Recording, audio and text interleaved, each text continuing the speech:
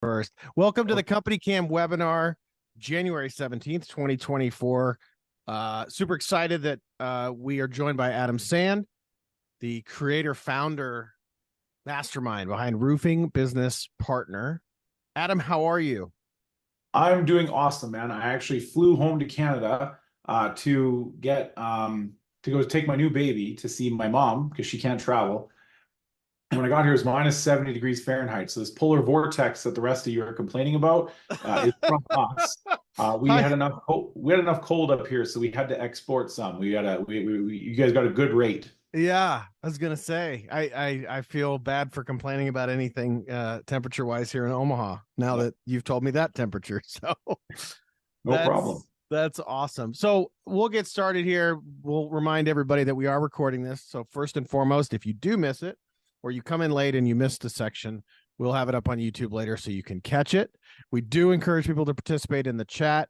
So if you can jump in, throw a question as you're joining. And we always like to ask people where they are joining from. So if you want to get started in the chat, you can say, hey, coming here from Chicago, Omaha, Los Angeles, et cetera, or Canada, like our friend Adam here. But Adam Sand is joining us from Roofing Business Partner. We got a few. We have Houston, where Brian Finley says everyone is in a panic for 19 degrees. Yeah, I'm living in Omaha, but I'm originally from Dallas. So Brian, I understand. Um, yeah, we got Sartell, Minnesota, South Central PA. There's Awesome. Ontario, Canada. Yeah, we got If you guys, Oklahoma. those of you guys in the chat, if you guys are, because you guys just took up one of our normal webinar spots for Wednesday. If you're part of my crew that usually shows up at my webinars, give me a one in the chat just so we can start that wicked behavior. I'd love to know that I got my There they people are. here. Yeah. Okay. So you guys know the routine, right? So what I want to do is, first of all, as you guys know, I always start. You guys chose to be here. It's a Wednesday morning. Some of you are in frigid temperatures of 19 degrees, hiding from the terrible cold, you bunch of pansies. But you guys are indoors. There's two things that come with adult learning, right? You have to get your attention in the room. So put your phones down, take away your notifications, all that kind of stuff. Make it so you can be here in the room. The second thing is you want to have your intentions set. You want to know why you're here. And so it helps me a lot when I know there's some new faces because this is CompanyCam's crew as well. For those of you who show up to my webinars, you know that I like to have a few seconds of awkward silence to set your intentions. If you guys could go and take a few seconds to just write, why are you here? Because everybody here read the description as to what they were coming to watch. I want to know how you interpreted that so I can help. So we're going to we'll not do the usual 30 seconds. We'll do a quick 10, 15 seconds. You can catch up because for those of you who know me, I'm going to go into my story a bit just so you guys know who I am. But put it in the chat or write it down or text message it to yourself. But somewhere you need to align your brain with why you're here. And so set your intentions in the chat or wherever you want. Just take a few seconds to say, I came here to blank and fill in the blanks. I'm going to share my intentions in the chat because I want you guys to know why I'm here. And so 30 awkward seconds, shortened to 10, starting now.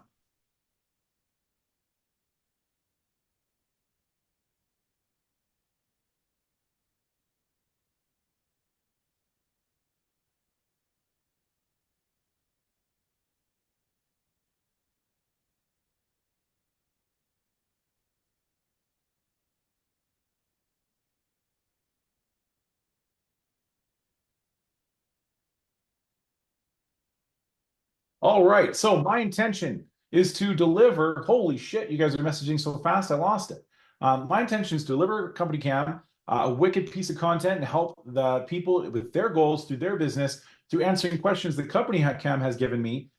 Instead of my usual just ramming my thoughts and ideas down your throats with slide decks, I'm excited to be here to answer some questions. I'll go into a little bit about who I am first, because for those of you who don't know me, the challenge that you're faced with in the roofing industry is the guru game, right? You don't know who you're listening to, and you could get the same financial advice from a 32-year-old mom on TikTok that Warren Buffett says. The problem is that you have to reduce the cognitive load required for you to trust the information that you're hearing, because that 32-year-old mom on TikTok did not go through the trouble of building Berkshire Hathaway and making $1 billion first. So you have a harder time trusting. And so what I want to let you guys know is a little bit about me. So in 2017, I owned a roofing company in Canada, which sucks because right now you can't roof. But during that time, I was trying to figure out, how do I promote this thing?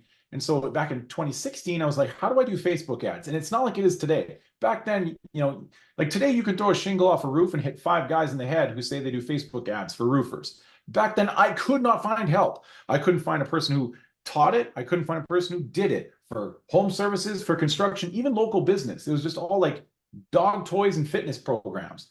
And so I ended up having to learn how to do it myself. And I spent $50,000 of my own money and didn't get one lead.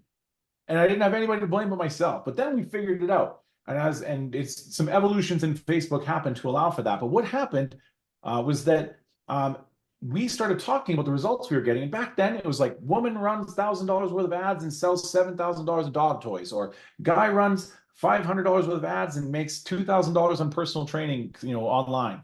And then I was like, runs $5,000 worth of ads and sells $420,000 worth of roofing. The numbers were just bigger. And so what does that mean? Clickbait for all the podcasters that want to talk about Facebook ads. So then in 2018, if you looked up the words roofer and Facebook ad on Google, it was just 28 interviews of me. And I had the greatest accidental business land on my lap. All these roofers from America. And if any of you are from Canada, you know how we feel. America's like the big brother, right? So if your big brother asks you for help, you're like, and so I was like really honored to be able to help these roofing companies. And it evolved because what happened is then I was like, what? Maybe I could make $100,000 with a podcast. That'd be neat. So I started podcasting, and then the woodwork came out. I started selling Facebook ad courses. And then the rich guys would be like, hey man, I don't want to do this myself. Like, how much for you to do it for me? And I would just start charging money, and they started paying me. But then they started firing me for getting too many leads, right? And then who the hell fires the marketer for getting too many leads? And I thought, well, what's going on here? So I said, well, show me like what the problem is. Well, we had the wrong color and this person got forgotten about. And I was like, you have a CRM? And they're like, you mean like AccuLinks? And I was like, yeah, that's a CRM. I'm like, yeah, we have that. And they showed me how they use it. And it's like, yes, we basically get the lead, and then we print it off, and we make a folder, and we write a checklist, and we check these boxes, and then we sell the job, we put the pictures in the folder, and then we sign the contract, and we put that in the folder, and then we do this other checklist and put that in the folder, and then we put the folder in this thing on the wall, and it moves across the wall like this, and eventually it goes on a whiteboard. We have some magnets, we slide shit over. I was like, wait. That's your CRM? And they're like, yeah. You have an address book with a calendar on the back, and you have a bunch of paper. That's not a CRM. I was like, don't fire me. Let me help you with the CRM. So then we were helping everybody's CRMs with AccuLinks and Jobber and Pipedrive and Zoho and Salesforce and HubSpot and all these things. And eventually I got so many clients, I didn't know what the hell I was doing with every account because they're all different. So what I did was I was like, wait a minute, I need to like simplify so I can hire some people and get some help because this business is growing. And I thought, what CRM do I have to say no the least often? Because when your reputation starts to precede you, and think about how roofers would refer me. Oh, that Adam, he's super smart with computers. He can do anything. So then all of a sudden when I hear that, oh, you can't do that in job progress. And they were like, well, I thought you could do anything. I'm like, yeah, anything the software lets me do. I wanted to get away from that problem. So I was like, which software makes me say no the least? And it was HubSpot and Salesforce. And I was like, which CRM is the easiest to train? And it was like HubSpot. So I was like, okay, that's all I'm going to do. Because if you want to grow in business, all you have to do is make your value exceed the price. And so if I said no the least often, my value went up. And if the training was easier, my costs went down. That is called profit. And so I had a business. And so what ended up happening was I just started selling CRMs to businesses. And I fell in love with it. So then when COVID happened, I traveled to the United States to go do a 3-month rollout at a big company in Hawaii. Spent 3 months there with my wife and my dog and rolled out the CRM. And we decided we didn't want to go back to Canada because it was cold and it was communist and they had terrible COVID lockdowns. So I had the triple C threat of terrible living. And I thought, well, I want to be an American. So we decided we try and work through immigration. And my wife and I spent 24 months driving around the country, literally living out of our car in hotels, working a month at a time at roofing companies across the country. And through that, built a team that's now about 30 people and of consultants and technical people and stuff like that. And in 2023, right, we had $850 million of revenue run through our systems. So I haven't built Berkshire Hathaway, but I know a few things about growing roofing companies using technology and the best practices of running great roofing companies. Because when you're going to spend a month at a roofing company, you got to charge a lot of money. And so what that meant is like our client base was pretty much the people where the marginal utility of money in their bank account had a diminishing rate of return on their happiness. They could buy a car. If you're doing 20 million to get a 10% net profit, you're putting $2 million in the bank at the end of the year. they don't care about a car, a boat, a vacation. Like they just wish their business would run the way they envisioned it in their head. So when they go to the conferences, they buy the VIP tickets, and then Beacon takes them out to a fancy dinner or takes them out to the Vegas the spots. And then these guys get together and they say, "Man, you having this problem? I'm having this problem. Man, does anybody else have this problem? Yeah, I got this problem." One guy says, "I don't have this problem." I'm like, well, who do we show up with a briefcase of cash to just make this problem go away? And the name was Adam Sand. And then as I had a baby recently, and this is where my story will kind of stop, and I'm going to kind of start actually giving you guys value instead of just talking about myself, which is when my baby came or was on the way. My wife said, "You're a smart guy. I don't want you traveling anymore. Figure it out." And so we decided to restructure our business to start allowing us to serve the 60,000 roofing companies that are below 17 million. Because previously it was just kind of the top 200, which is 17 million to 992 million. That was our ideal customer avatar. And on November 1st, we rolled out our plan 11 days before my baby was born and switched and started helping roofing companies in the $1 to $17 million range. And I have learned a ton from you guys about what gaps you have and how you can grow your business. And so that's who I am. John, if you have a question or something I can jump in with, that Sure. would be awesome. No, absolutely. Yeah. That's perfect. We can kick it off.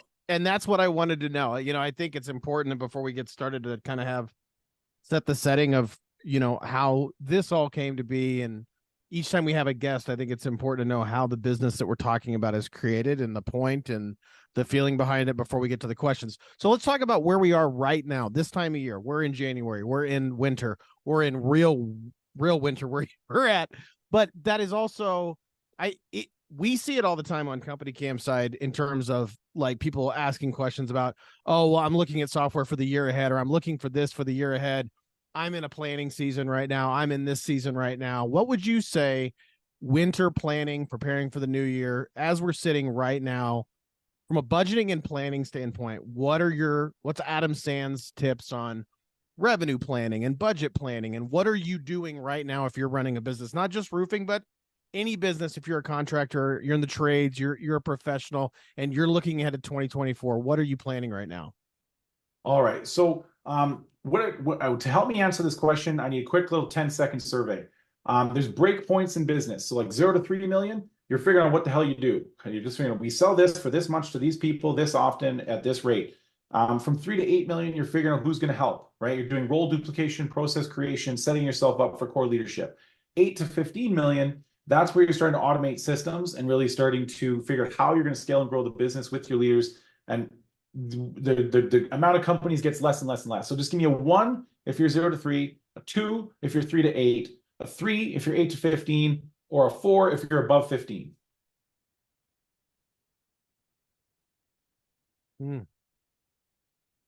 Coming through.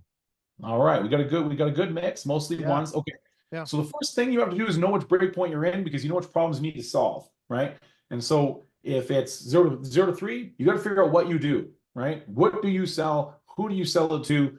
How do you go to market? How do you sell it? How do you propose it? How do you complete the work? How do you track it? Like you're just figuring out what you do. So that way, when you get to 3 to 8, you're talking about who's going to help. You can start to give them processes so that they can help you. And then from 8 to 15, it's leadership and automating systems. So knowing which breakpoint you're in, that's the first step. The second step is budgeting, right? You want to know, like, how do you set targets in your business? And so I'm getting my financial year-end report today, right, from my accountant. And what we're going to do, and what I do, and this is what maybe you should do, right? It's worked for me, it might work for you, is take your best 2 months and your worst month. And if you're seasonal, gosh, I got to turn that Apple thing off at the balloon, right? Celebration. Yeah. You take your best 2 months and your worst month, and you average those 3 numbers out. And you build your cost basis around that. And you can revisit it quarterly if you get a fast growth rate, because it's not just what how much revenue you do, it's what is your run rate, right? Like, what are you making monthly and how's that growing? Because a $2 million company could have made $1 million in the last 2 months, right? Or a $2 million company could be running consistently at $160K a month. So your run rate is important. But if you're steady Eddie, for the most part, take your 2 best months and your worst month, average them out, multiply that by 12, build your cost structure around that. Then take your best month and multiply that by 12. You did it once, you can do it again. So then set your target at that. That is basically what you set your quota at. That is what you hire around. That is what you build your processes around, right? You assume that this year you're going to do your best month 12 times, right? Because your cost basis is built around the average of your two best and your worst. You should never run out of money. Then, and again, if you're like a risk taker, like this is not a risk taking methodology. This is a like plan in case shit happens methodology. Given that 2024 is going to be a year of total chaos, we got more elections in the world this year than ever before. And most importantly, we have the American election, which is always, as a Canadian, whoo, it's a Super Bowl. I love it. I'm super obsessed with politics. And then you have economic issues. You have a lot of disruption in technology. This is going to be a year of chaos. So you need something to keep yourself centered. So this is the safety plan, which is the cost structure and the quotas. Then, right? And quick question on if you have a limited production season, well, I guess you base it on 9 months, your best 2 months and your worst month of 9 months. And your 3 months, you have to build your cost, or you would say that your best 2 months and your zero. Like if you have a zero season, like if you're in like Minnesota, your best 2 months and a zero, because that average will still give you a cost structure. Then you would take your best month, multiply that by 12 or multiply it by 9. And that's what your goal is to do every month, right? Then you set your commissions, or not your commissions, your bonuses, your quarterly incentives, your management incentives around your best month times a growth rate. So let's say you want to grow 30% this year or 100% this year. If you want to go from 3 to 8 million or 3 to 6 million, well, then you would say, I need to take my best month and give it a 100% growth rate. And that's where you set your bonus structure around, because that's what you're trying to do. You need to get your team aligned.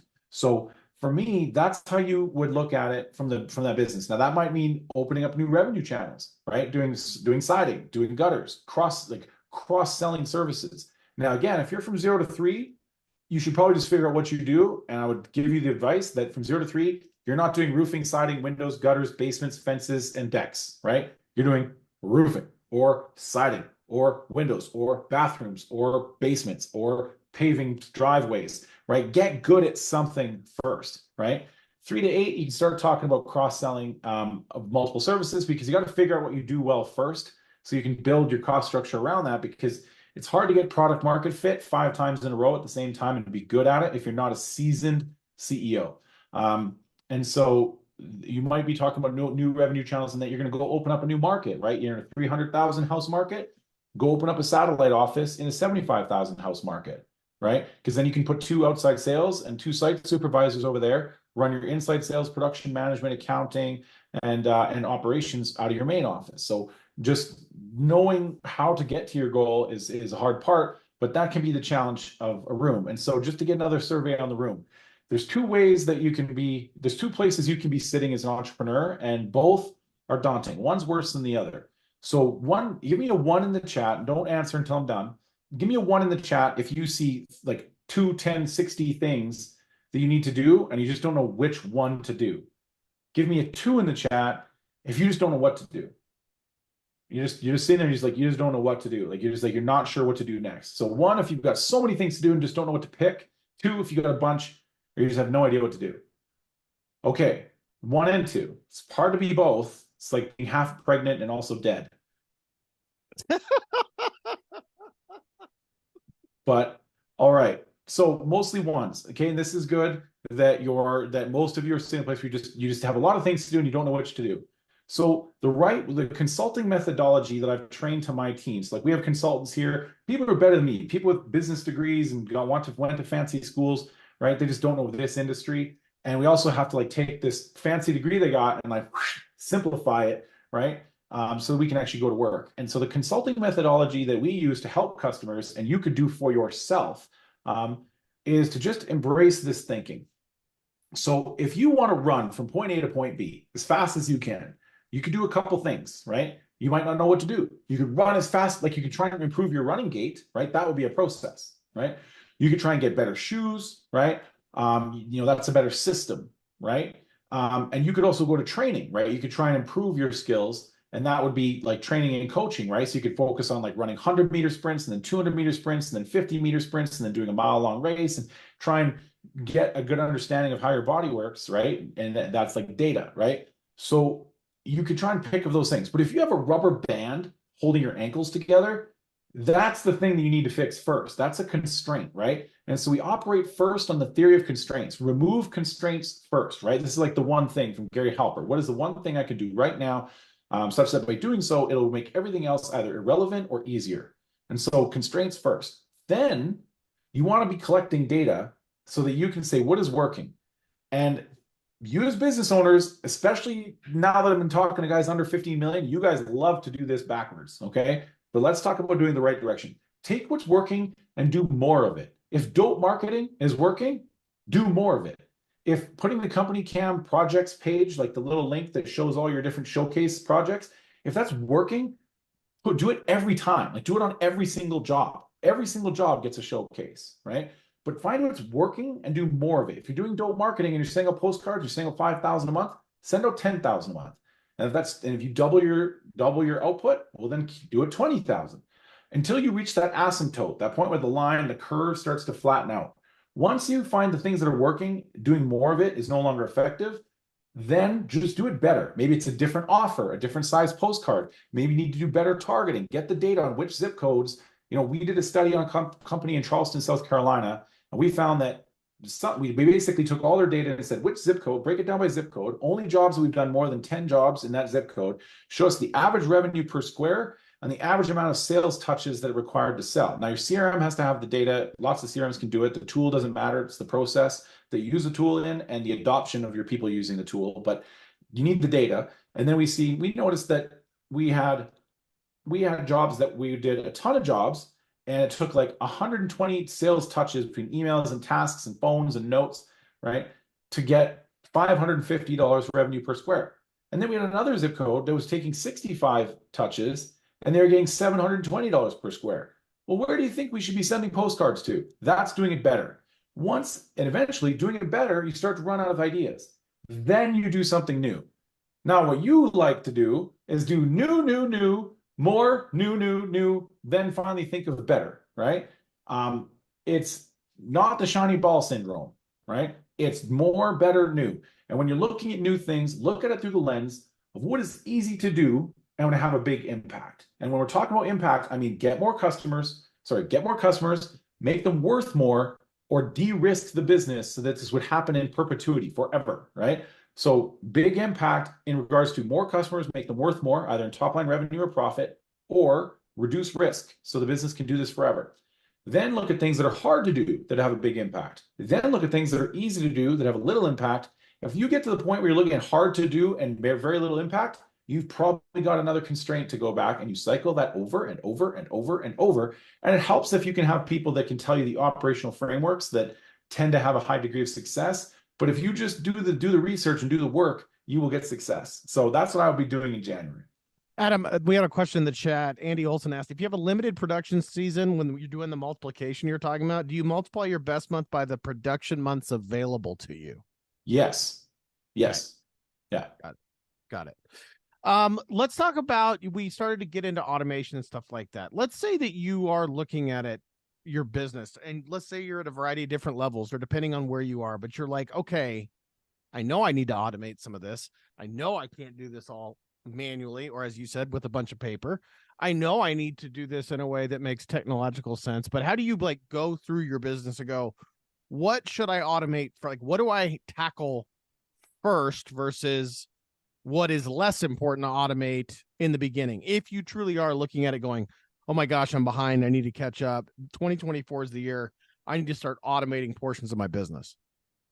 Well, that's a good thing to talk about first, because since I've probably had about 500 conversations with roofers since November 1st, and talking about what's going on in their business. And what I usually find is I say, okay, so what is your lead intake process? And what do you mean lead intake? And I'm like, well, when people call, do you have a script? Oh no, we just get their name and phone number, and they just, I don't know, I don't know what they say. Oh, okay.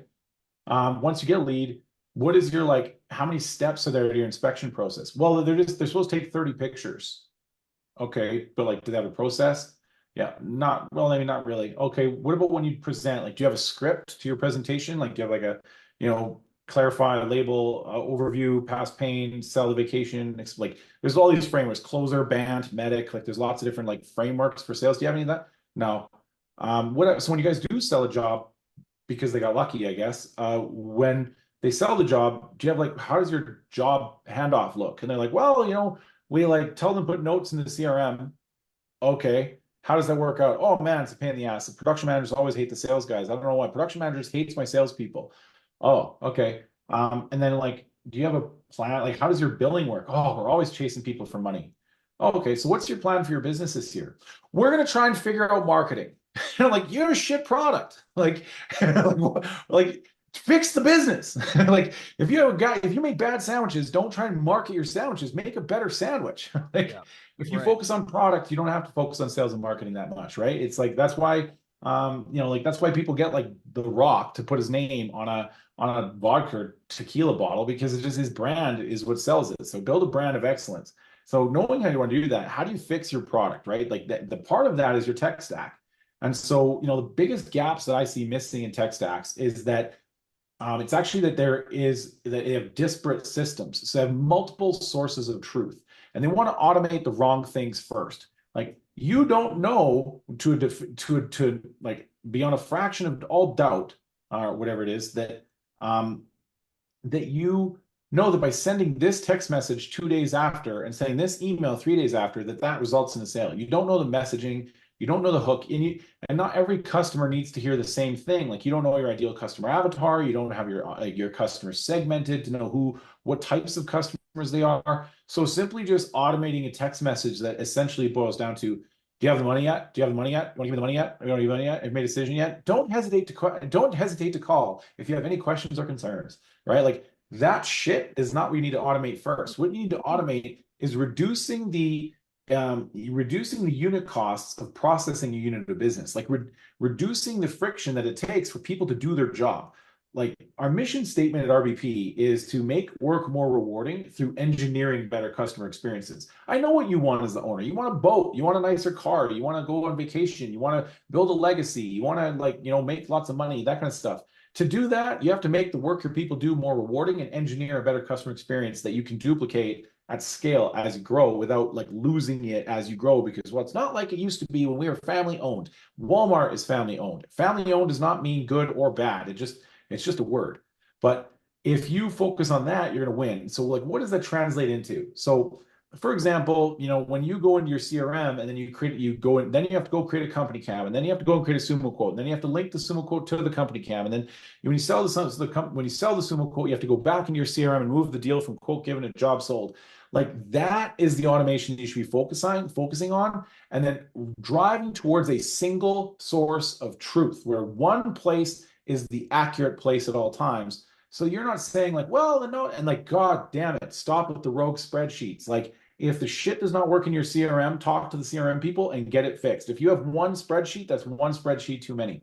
Okay, unless you're a commercial roofer and you're doing WIP statements, because QuickBooks Online that's the one thing it doesn't do well is WIP statements. But unless you're a commercial roofer, accruing revenue towards a project month over month, like $200,000 projects, if you're a retail roofer, siding guy, something like that, you're doing one job, like 1 day jobs or 2 week jobs, stuff like that. You don't need to like accrue, expenses and revenue against a project. Like you don't need a spreadsheet. You need to fix your CRM. This is all part of like a CRM doom loop. It's like a 7-step process to where your CRM becomes completely irrelevant and useless, and you do it to yourselves. And it starts with decreasing usage, and then it goes to spreadsheets, and then it goes to new apps, and then those new apps don't connect. So then you say, we need an all-in-one. So you go on Facebook and say, what's the best CRM? And then all these people come in with the wrong answers, biased answers. They're salespeople. So then you flip CRMs, cause a whole bunch of chaos. Your people hate you, get on a new CRM, and you didn't solve the core issue of you don't have change management and adoption and continuous training and improvement as a core focus of your business. So then the same shit that happens in the last CRM happens in the new CRM, and you start the loop again. Go back on Facebook and think you're going to get a better answer. It's not the problem. The problem is not the tool, it's the process and the adoption. And so focus on decreasing the effort required to process a unit of business. That should take no more than 35 minutes to process a unit of business, maybe an hour if people are slow. And so that's from like lead to Google review, and including all like ordering material, blah, blah, blah. And then certain things you think you need to automate because you don't like it isn't necessarily the things you need to automate. It's the stuff that engineers a better customer experience and creates a more rewarding work opportunity for your people. So you don't need to order your material through AccuLinks. That's not the thing that's going to make you more money. If you're doing $3 million a year, Like a lot of people are ones. That's three $15,000 jobs a week. That's three material orders a week. That's like 45 seconds worth of work. Like that is not the thing that's going to make you rich, right? It's making it so that you know that you have a single source of truth and you don't have two company cams for the same job because the guy didn't put the address in because they did a door knock and they put the wrong address down, or then they got the name of the wife, but then the husband's the one that called in. Getting it so that shit doesn't happen. And that comes from knowing the difference between one-way integrations, two-way integrations, data sync integrations, native integrations. There's different ways to do integrations, and that's what really helps to have help, right? Either from the success team at your software provider or by having some kind of technical consultant that can help do the work. And I'm not doing this as a pitch. I'm just saying that, like, if you're a roofing business owner, you probably didn't go and learn how to build things in Zapier. Okay. So if you could do and fiddle fart around, try and do it. But what would you tell a homeowner that says, you know what, just tear the roof for us because that part sucks, and then we're going to install a new roof because that sounds like fun, or vice versa. We're going to tear the roof for you and prep it, and then you come do the roof. You tell them, like, why are you, like, you're a homeowner, go, like, you're a doctor, go be a doctor. I'll do your roof. Just pay me a little more money and I'll do it right. That's how we work. It's a good point, Adam. And I think this kind of dovetails nicely when you're talking to folks about, when you're asking those questions, like, well, do you do this? Do you do this? Do you do this? One of the things we hear at CompanyCam, and it's not a deal breaker once they get past it, but it's that initial pause of like, well, I want to add this software and this actually solves a problem of something that actually matters and I really need to fix, but how do I get my employees to do it? How often do you hear like, oh, I got to get my employees to use the software that I'm implementing and putting in place. Otherwise, what's the point? Like, and then are there strategies that you're like, because I mean, I could write a billion blog articles of use cases where I've seen like, well, we couldn't get this person on board, then we did get them on board, and this was the way we got them trained and got them on board with new software, and it's not scary and it's not frightening and it's not, oh, I have to learn all this. Like, what? How much do you hear that on your side, and then what advice do you give back to the adoption and the getting people to use it thing? Well, it really comes to drawing a line in the sand, right? Because there's just different levels of leadership, right? So like those people are usually position leaders, right? So there's 5 levels. Position is like, I'm the boss, so you have to listen to me. That's like level 1 leadership. Level 2 is like, I'm concerned about your personal, professional, financial goals. I care about your success and you having a good day at work. Then you get permission to lead them. Then you get performance leadership, is where these people perform to a higher degree because of the leadership you give them and the leadership you give the people that surround them. Level 4 is where, people developing, you're developing leaders. And level 5, and I think I'm a solid level 3, trying to become a level 4. But level 5 is when you start developing leaders that make other leaders. And so, you're gonna have 3 types of employees in a company. Like, whenever we look at doing an engagement, we ask the question: you have 3 types of people in your business: people who love technology and are excited to see how it can help them do their job. 2, you have people who tolerate technology and they understand it's part of the job and they will do it if you make it easy for them to learn. 3, you have people who hate technology, wish we'd go back to pen and paper, and they're going to plant their flag and I don't want to do it island every time. If a customer tells me that they have anything less than 70% in 2 or 1 category, or more than 30% in the I don't want to do it island people, I don't even take the contract. I don't care if it's $200,000, because I know it's just pain, misery. They're not going to adopt it, and then people are going to blame HubSpot or RBP. And so you're going to have people that don't get along. And if you can't change your people, then you have to change your people. And the problem is that a lot of businesses are built on that old dog that got cycled out of all the other successful companies. And that old dog comes to work for you, and he's a one-trick pony, or he's like not a one-trick pony, but he's like a one-stop shop. Like he will come in and sell $1.5 million worth of roofs, and he'll do it, but he'll do it on paper. He'll have chaos in his wake, and you just start to hire these low-level people to clean up their messes.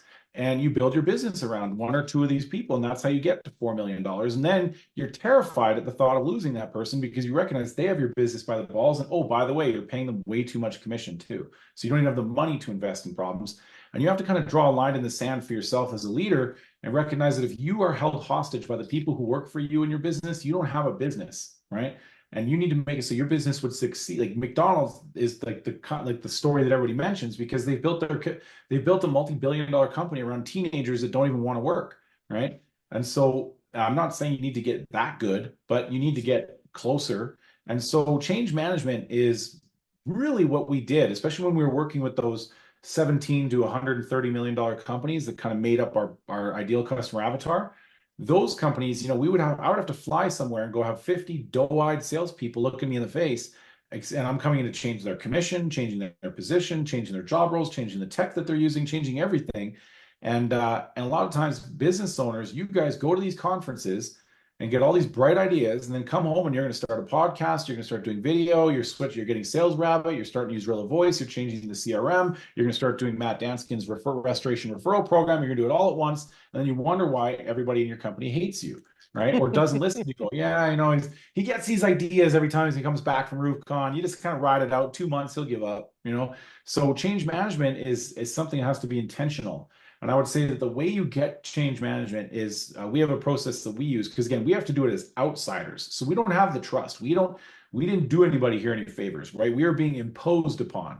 So one thing we really do is position what we do as not another change, but the end of change. And you have to look at everything you do as the end of changing this thing. If you're going to do it once, do it forever. So build stuff that you would want to be on for the foreseeable future, and make a commitment that you're going to see it through. You have to win against your employees, and you're outnumbered. So you better be dedicated, and you better have your shit together. The way you get your shit together is a process that we call solution extraction. And it's where you do a survey of your people, and you try and do it blind. I think it works well for us because we do as an external party, but we ask, questions. Like, we have like 20 questions, and on there it's like, if you could wave a magic wand and fix one thing, what would it be? What is something that keeps you up at night when you go home? Give me an example of how technology has failed you in the past, and what did it cost? What's your best idea for the company? Rate on a scale of 1 to 5 how well you feel we have our process documented. And then we survey the entire company. So we did a company with 250 employees. We have 250 of these surveys. And thank God for Chat GPT, because we used to have to read them and try and take notes. And now we can Chat GPT it and do it in half the time. But and then we get a matrix together of who are our early adopters, who should be on the pilot team, right? And so you want to put together a pilot team. And that pilot team is the people who are going to be your internal champions of this change. And you want to get it to work for them first. And so you think you're going to roll out your new CRM in 2 weeks when it's really going to take 3 months, right? And so reframing of your expectations is big here. And so but that solution extraction is going to tell you what the attitude is of people. So maybe get a friend to do it, get somebody outside to do it, so that they're not answering their boss, they're answering someone else. And then from there, right, what you do is you understand now that people recognize they have a problem. People hate to change, right? And so if you're going to get people to change, you have to see that if you want new decisions or if you want new outcomes, you need to make new decisions. And so if you present the current projected outcome of the circumstance that exists, if they want a new outcome, they need to make new decisions, and that's getting on board with what you're doing. And so you then position all the changes that you're requesting them to adopt as the solutions to the things that they said were problems in the solution extraction survey. And that's how we get 200 people to get on board in 30 days. And it requires intention. That's why I say at the beginning of this thing, you need to have intention. Why are you here? Because I talk fast, you have to listen fast. But if you set your intentions towards something, you will have a higher degree of success than if you do it willy-nilly because you think it might work. You have to be willing to gamble the company on it. And when you take yourself to the place where you're willing to gamble the company on big changes, what that means is you no longer care that Larry and Joe have been there for 4 years and they sell a bunch of roofs. They're the problem. They're the problem. And in 5 years, if they were to leave you, they're gonna leave you anyway. Eventually, you have to build the business to last 100 years, and that's why I like playing long-term games with long-term people. I don't do short-term, I'm gonna help you for a month type stuff, because you can't fix anything in a month, but you can do a lot in a year. Good stuff, Adam. I want to point out that we do have the chat open, so if you have questions, I will get to them if you throw them out there. I do want to talk two-parter. I'm going to step back for just a second. I'm really curious. When was the first time you found CompanyCam, Adam? And what was that process like? Because I'd love to know how you came upon it and when you started using it and how that's evolved over time. Well, I mean, CompanyCam really came because we used to use QuickBooks to do estimates in my roofing company. We would add pictures to QuickBooks, and it was painful and arduous to do because you have to take all the pictures on the iPad, or on the phone. Then you have to airdrop or send them to the iPad. Then you have to go add picture, add picture, add picture, add picture. And you can, and then you had to click below, and there's a tiny little note, and it was really shitty to try and show the notes. But I came from lots of sales careers. I did telemarketing, I did car sales, I had businesses before. I sold lots of shit. And so sales was that was why I had the partnership. I didn't know a thing about roofing, right? Like when I started a roofing company, I did it with my buddy because he needed a better position than he was in, and he was a roofer. He didn't know anything about the roofing business, so I had to learn it all. And so I went searching, and I saw an ad for CompanyCam, and I was like, holy shit, this exists. And so like I knew right away that it was the bomb. And like you guys had to manually click share timeline and create a timeline link back then. Like it didn't just have the timeline link. You had to create it because CompanyCam was like, they were newer. So they was like, well, we don't want to put everybody have a timeline, right? And you had to manually do it. And I beat them and beat them and beat them to just say, can we default to always having a timeline? And then I was like, hey, can you expose the timeline in Zapier so I could have the timeline link spit into my CRM so I could have it dynamically added to a text message that said, hey, here's your pictures, review those. And so Jeff Balder, he used to work there. I remember the day I was sitting in that company in Hawaii in like 2018 maybe, and he said, hey, I talked to Luke. You got what you want. It's right here in Zapier, right? It's right there. And I was like, yes. And I knew it was so awesome because then we could automate text messages that just said, hey, we're going to be coming to your house. My name's Charlie. I'm coming to do your estimate. By the way, I'll be uploading pictures to this link so you can follow along as I do the estimate. And then I was just ridiculously militant on adoption of the features in CompanyCam. So it's like, you don't annotate some pictures some of the time, you annotate all pictures all of the time, because you're saying, oh, look, you have an exposed nail head. And the customer's like, where? And then you're already flipping to the next picture. I was like, you have to put a circle on there. I would draw little arrows of I believe that woven valleys are garbage in Canada because you have this all this snow resting on roofs. And I would like meadow valleys. And so I tried to show people water flows like this down a woven valley, and you want your water flow like this straight down. And so I would draw 4 or 5 little arrows showing the water going and I was like, you don't want water to go like this, because my CompanyCam proposal was my way of showing people and taking them on a journey through the discovery of their roof. And then you guys added video, and I was like, well, damn, now I can actually just point at shit. And so I learned to just treat CompanyCam I try to show my phone, but I would whoop, I'd grab their phone and I would this is the back of your head. You see my wife on here, you know what I mean? My wife's face on the screen, right, is the head of the customer. And it's pointing them at the stuff to look at on the roof and then pointing at it with my finger. And I was I could literally take their head off their body, take them on the roof and just put it at stuff. And I could show them the value, because the only way you ever create a customer surplus is if value is an excessive price. And then when you guys had the timeline, I was well, this is dope. Now I have a constant feed of updated content that's geotagged photos, just constantly updating my page. And so it's a showcase on every single one. And then what else did you guys come out with? You guys came out with checklists. And I was oh gosh, because again, what do we talk about? Do you have a process for doing inspection? And you have to take a minimum of 30 pictures. And it's of what? You know what I mean? Mm-hmm. And it was so we set a checklist in there, right? And then it was super slow and super buggy. So then I went back. We have a Slack channel with you guys. So then I just turned into public enemy number 1 and harassed the piss out of you guys. But then you guys made it better. And then the CompanyCam checklist was fast. So then we took our checklist and we were hey, we're selling a lot of people CompanyCam. And you guys gave us the companycam.com/RBP thing. So we had people to refer. And I don't get anything for it. I just want the credit of being hey, I sent you somebody.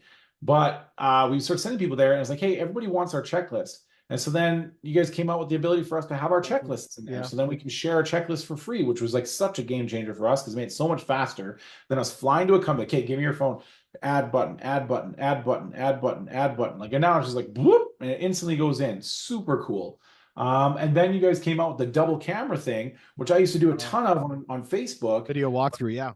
Right, and being able to do an actual walkthrough video where you could have emotion. So when COVID hit, the biggest thing that I was doing was going I sold cars through video, right? When we were the number 1 dealership when I was selling cars, and it was a used car dealership, but we sold cars all over the country. And it's because and this is a process that I implemented because I believed in video as a sales tool from back when I owned a tanning salon. I used video in tanning sales. And so I was just like, we should record a video every time someone inquires about a car. Let's run out there, pull it out from the line, walk around the car, show the features. So that way they know, does it have stone glow seats? Does it have a skylight sunroof? Does it have the heated steering wheel? Like they could just see it. They didn't have to try and search through the 20 shitty pictures on the website or try and read through the specs. Like I could do it. And then I could make a connection with people. And then we started selling cars all over the country and we were like super successful. So when I went to roofing, I was like, we need to do this. And we used to do it with BombBomb, right? It was this $500 per user per year video tool. And you guys came out and just like gave it away for a couple extra bucks a month, which was bomb. And so then I was like really known for like having we called it the full video stack. And it was a walk around on the ground to talk about how we're going to protect your property and your pets and your kids. And then it was a walk around the roof to take you for a walk through on your roof. And then it was a Loom video of your proposal. So when COVID hit, because I was running the sales for the company while driving 2 dump trailers to 2 sites a day. I needed to go sell at 9 o'clock in the morning and noon when homeowners weren't home. So this was just like, how do I get more, how do I increase my luck, like my luck square footage, right? Well, if I could just be present and connect with people by video, I didn't have to meet them at 5 o'clock. So I just did the ground walk, the roof walk, and the Loom video presentation of my sumo quote. And so then when COVID hit, all these roofers were like, nobody will meet us. How do we sell? I was like, I've been doing this for years. So then I flew places. I would just charge like $7,500 to come fly and teach them how to do a ground walk roof. And then you guys made it easy we didn't have to do Loom or Vidyard. You just used the walkthrough video feature on CompanyCam and just made it stupid simple. And it was all shareable on the timeline link, which you could automate out of the CRM to, again, create the best in class customer experience while also making the work more rewarding. Because instead of having to go open email, open CompanyCam, copy timeline link, code back to email, paste, write my email. It's now just a templated email that dynamically pulls the timeline link in. It's a 1-second process instead of a 1.5-minute process. And that's what I mean about automating reduction of the unit cost of processing a piece of business. Because it's not a silver bullet, it's 100 golden BBs, right? That's what automation's for. It's not for just blasting text messages using ChatGPT copy to try and create a chatbot that's going to sell roofs for you. Like, yeah, that shit will get you some success, but you can't build a business around that. You want to reduce the unit cost of operations.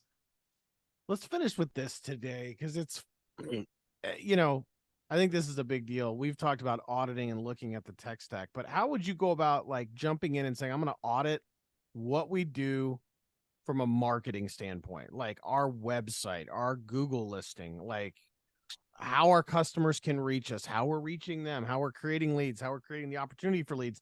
When you're sitting down and really truly being honest with yourself and you're auditing your company's marketing beyond just the tech, where do you start? Where do you go? What's your process look like? Well, first you have to get the data, right? That's what we really like. Okay, you could go get like Ahref, SEMrush, MailChimp, Hootsuite, Adespresso,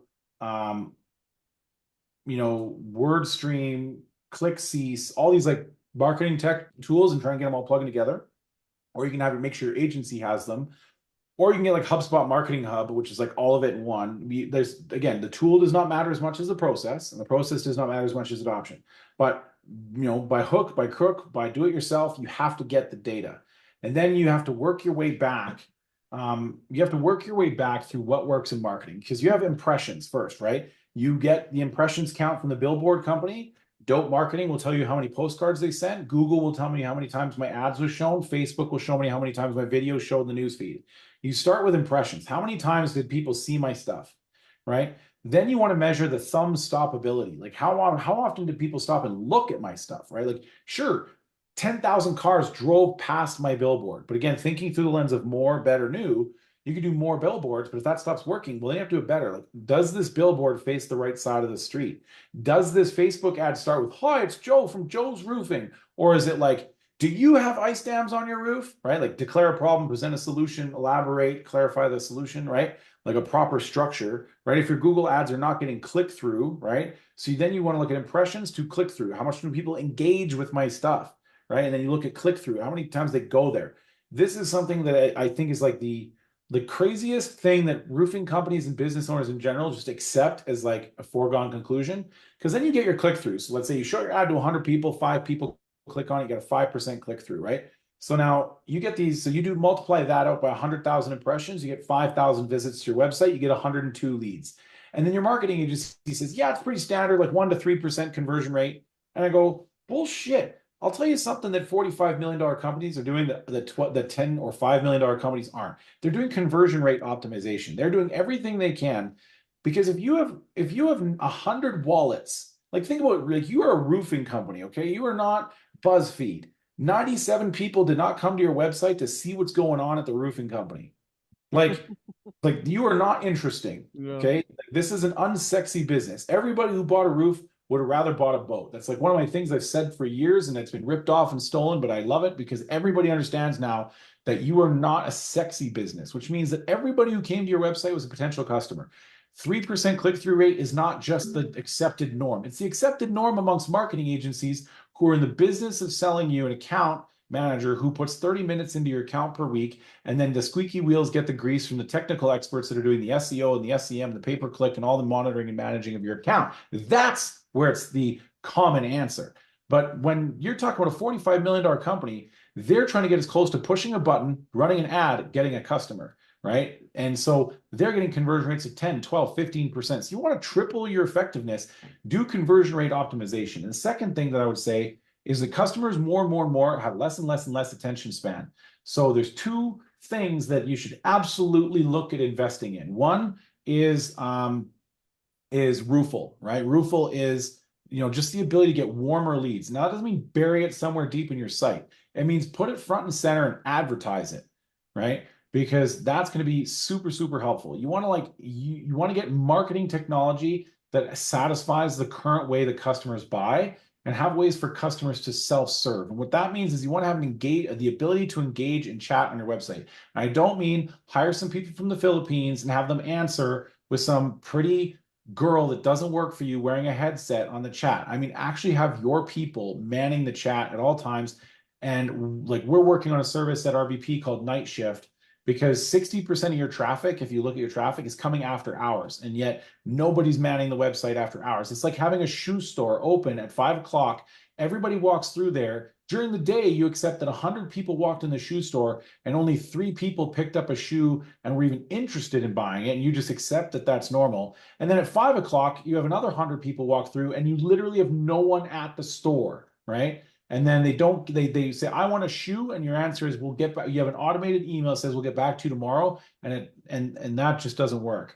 And so this night shift thing that we're working on is because where I live out in Hawaii, we're 5 hours behind some of you in time zone. And so we're actually working. And again, this is not a pitch, but this is something that you could do in your business because I recognize it's such a need that I could make a business out of it, solving the problem. So that's the lesson. This is not a pitch. I don't even have it for sale. So you can't even buy it anyway. But basically what we're doing is we're getting the best chat tool, right? Which allows you to actually video call someone right from the website. And so you, without Zoom or anything like that, like they're just open up a chat, start chatting with them, and you can like wave at them through the window. So the best chat bot available or chat tool available. And then we want to man it with people. And this is just for our customers. So you're not even, because we know our customers' processes because they follow our processes because they just do what we tell them to do with the CRMs we build. So we know their processes, we know their tech. And so then having people online after 5 who will be able to live talk to people and book appointments, get them to cross call a roofer off their to-do list because they talked about it at dinner. Husband or wife went to roofers near me, clicked on your page, and then you jumped in their face and went, hi, are you interested in shoes? We have shoes. What kind of shoes would you like? And then they go, click, and they talk. And you go, hi, I happen to be sitting here waiting for you to be here. And it looks like you're interested in roofing, and you probably just want to get an appointment to get an estimate. I would be happy to book that with you right now with one of our inspectors who could be there tomorrow. Does that sound fair? Yes. And book them an appointment right now. And so solving that problem in your business is important because if you don't, I'm going to solve it and I'm going to charge you my cost plus a markup. You could just pay your cost, right? But if you don't solve it, I'm going to build it and sell it to you because that's one of our plans. But those are the two biggest things that I would look at. Well, after getting the data, after solving for impressions at a good price, which is like under $15 per thousand, getting conversion rate of those impressions to 3 to 10% as a goal, and then getting the conversion rate on your website or landing pages to 10%, all in the effort of getting $300 leads that close at 33%. My wealthiest customers Say, if I can get a lead for $300 that statistically and continually sells at 33%, my marketing budget is unlimited. That's how they think. If I can get a $300 lead that closes at 33%, I will give you more and more and more and more and more until it stops working. Then they'll make you do it better, better, better, better. And when we finally see better stop working, then we're going to go look at a new lead source. Very cool. We'll finish up with this and we'll hang for just a minute if anybody has any questions. But Adam, you just want to talk about Roofing Business Partner, what you offer for those that are joining and that are learning about you for the first time beyond just this webinar. Do you want to talk a little bit more about your business? Yeah, for sure. I always want to give free value and not really ask for the business. But I will just say, like, what we do is we're a consulting firm first, and we study in the best practices of world-class roofing companies, and then we try and build operational frameworks that we can deploy into roofing companies, and we use HubSpot and a few associated tools like CompanyCam to wrap around those operational methods so that we can create certainty in an uncertain world. And we typically focus on, like right now, we've really altered our focus to having a free CRM for roofers under 2 million using the HubSpot free platform and just automating it with our leftover Zapier capacity, because we have hundreds of thousands of actions a month.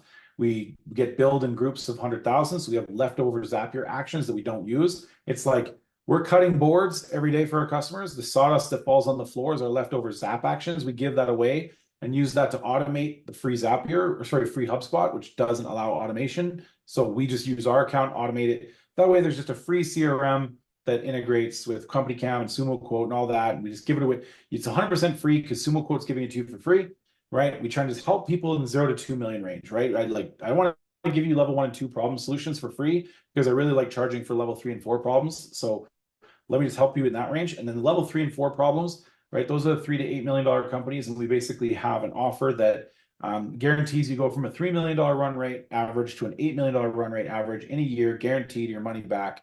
And we do that through building a very robust, customized version of HubSpot according to our best practices, consult you on it, and then provide the webinars that we do for free, which you can just join anyway. You don't have to pay us for that. We do the weekly Wednesdays to connect the dots between those webinars so you know what to do when you don't know what to do. And then we have a monthly check-in process, regular support, quarterly business reviews by my consultants, so that I can essentially reduce the risk. Because again, I want more customers, I want to make them worth more, and I want to reduce the risk. And so everything in my business is designed to reduce the risk of me paying money back guarantees through making sure that we actually hit our growth targets, and we just deploy the operational frameworks that we know work. Because prior to having a baby, we were doing it for people who had the money to pay us a couple $100,000 for a month worth of work. So, we're just taking that and bringing it down to market. It's kind of like we went from Tesla, right? Tesla had a Roadster. It's very expensive, barely even worked. It was for the early adopters, right? And then we figured out the Model S or the Model X, right? Which is our fancy thing that, we had a really good framework for and it worked really well. And, but it was kind of a luxury of the rich. And then I knew I had a baby coming and I couldn't fly to roofing companies anymore. And so I had to come up with a Model 3 like a Model 3, right? Which is like the everyman. And so we use technology as a lever to reduce our operational costs. And because we know what $3 to $8 million companies need to do, we didn't have to do as much customizing and discovery, so we could offer at a lower price. So that's what we do. And again, buy from me, don't buy from me, I don't care. My biggest thing is I want to make sure that I delivered on my intentions, which was to give CompanyCam a wicked piece of content and to help people walk away with stuff they could do in their business today to help it grow. So give me a 1 in the chat if I delivered on my intention, and give me a 2 if I did not. Lots of 1s, my friend. All right, perfect. Thank you so much, everybody.